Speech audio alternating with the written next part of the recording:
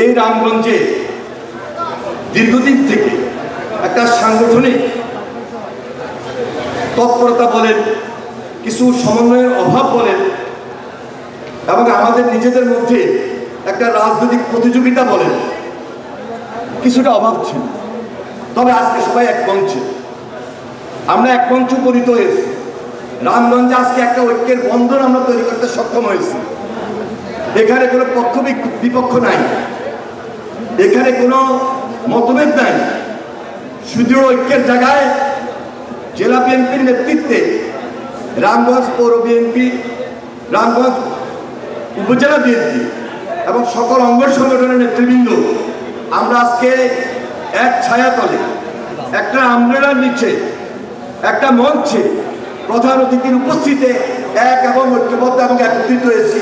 সবাইকে করতালির মধ্য দিয়ে আমরা অভিনন্দন জানাতে চাই, যারা আজকের এই সম্মেলন সার্থক এবং সফল হওয়ার ক্ষেত্রে অত্যন্ত দায়িত্বশীলতার পরিচয় দিয়েছেন, সহযোগিতা করেছেন, আন্তরিকতা দেখিয়েছেন।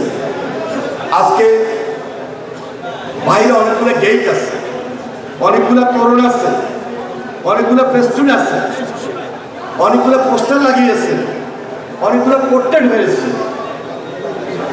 হয়তো অনেকে বলবেন যে একটা সম্মেলনকে ঘিরে একটু বেশি হয়ে গেছে না।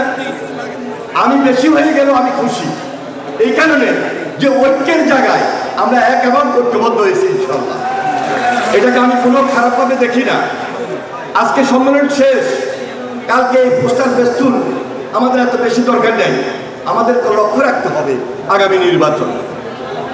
আমার দৃঢ় বিশ্বাস এই সম্মেলনে একটা সঠিক নেতৃত্ব আসবে এবং নেতৃত্বের মধ্য দিয়ে আমরা আগামী নির্বাচনে ঘরে ঘরে যাব। এটা তারেক রহমানের সিদ্ধান্ত, এটা ভারপ্রাপ্ত চেয়ারম্যান তারেক রহমান এই পরামর্শ দিয়েছেন। যেই নির্বাচন করি না কেন আমাদেরকে ঐক্যবদ্ধভাবে এই টিম ওয়ার্কের মাধ্যমে প্রত্যেক ঘরে যেতে হবে, জেনারেশনের কাছে পৌঁছতে হবে।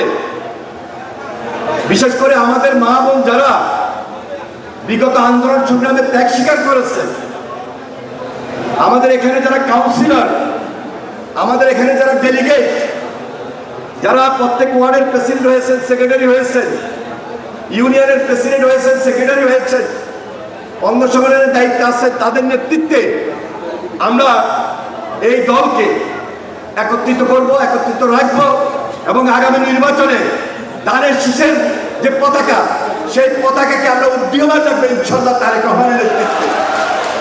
সেজন্য এখন থেকেই তারেক রহমান, আমি আপনাদের সবাইকে সংগ্রামী সালাম জানাই, অভিনন্দন জানাই।